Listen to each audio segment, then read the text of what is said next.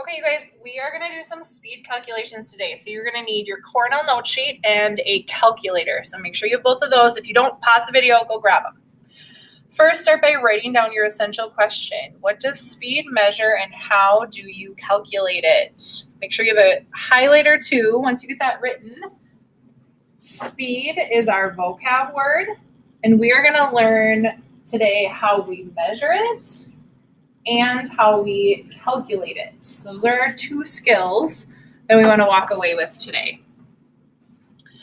Okay, so let's look at the first thing. So we've got speed. Speed is the rate at which something travels. We're talking about how fast does it go. In science and in math, anytime we talk about a rate, we're talking about a change in relation to time or over time. In the case where we're talking about speed, we're talking about the distance over time or how far we've gone. So that brings us to our equation. Our equation is speed equals distance over time.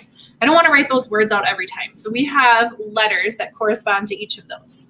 Speed is going to be a lowercase s.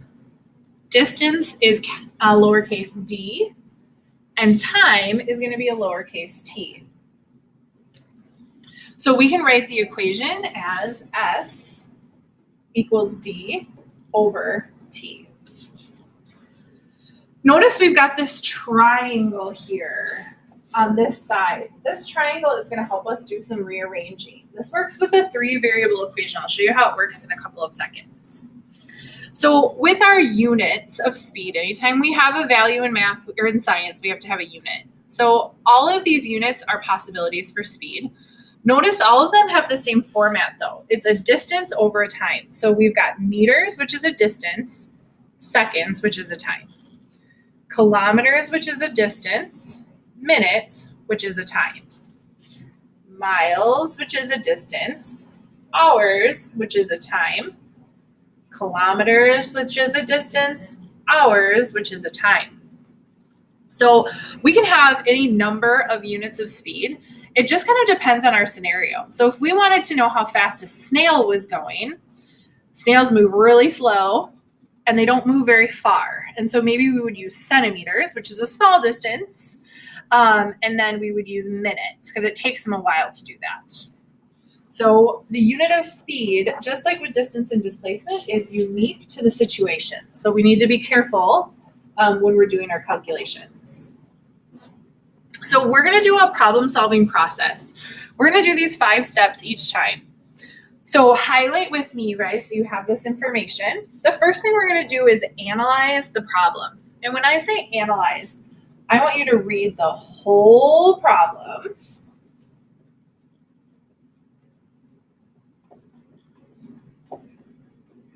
Okay? And then I want you to underline the question.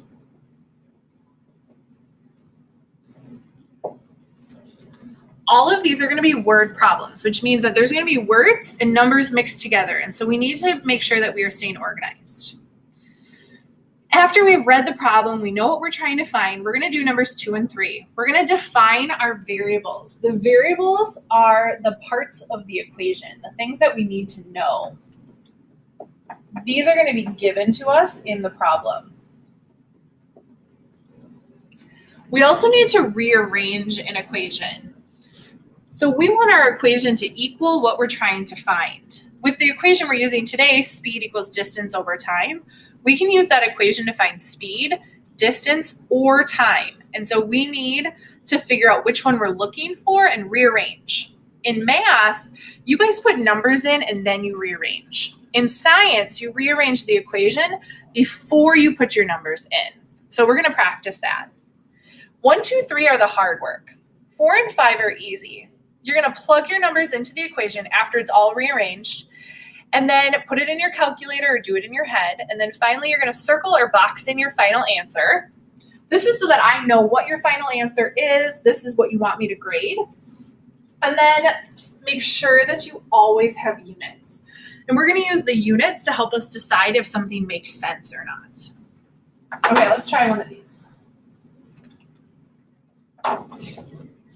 So we've got this triangle here. We haven't used it yet. So let me show you how you use this. So it says, what are the three possible equations? So what you're going to do is when you read the problem, you're going to figure out what you're trying to find. We'll get three possible. So let's say we want to find speed. So we want to know what speed is equal to. What you're going to do is cover up, put your finger over what you're trying to find. So S is what we're trying to find. And you're left with your equation. You have D on the top and T on the bottom. When you have something on the top and another thing on the bottom, you divide those. So the way that we would say this is speed equals distance divided by the time. Okay, let's look for a different variable.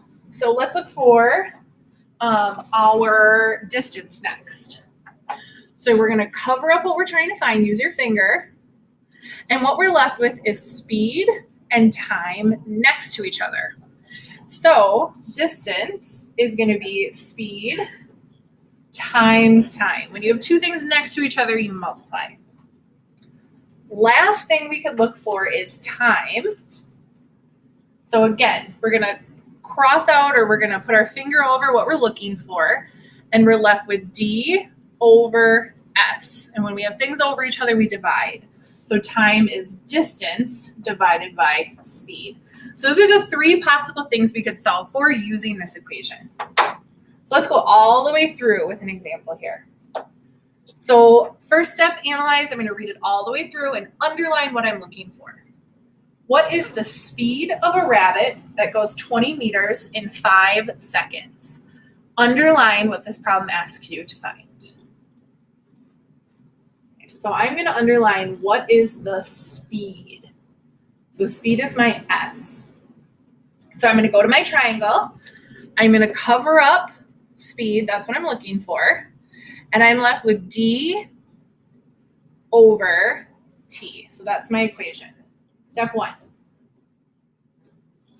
Next, I'm going to define my variables. Now, this is a step people like to skip. I'm going to give you points for showing each of these steps. It's going to keep you organized and help you make less mistakes. In order to solve this problem, I need to know D and T. So I'm going to write those down. Now I'm going to go back to my problem, and I see that there are two numbers, 20 meters and 5 seconds. Now I know right away seconds measures time. So I'm going to put that next to my T, 5 seconds. So that must mean that 20 meters is my distance. I also know from previous units that meters measures distance, so that makes sense. You guys, we have done the hard part at this point. Now let's just plug and chug. That's what my chem teacher used to call it. Plug in our numbers, chug it in your calculator, let it do the work, and then you're done. So my distance is 20 meters, and my time is 5 seconds. I'm just following my equation. When I do my math, I'm going to take 20 divided by 5 gives me 4.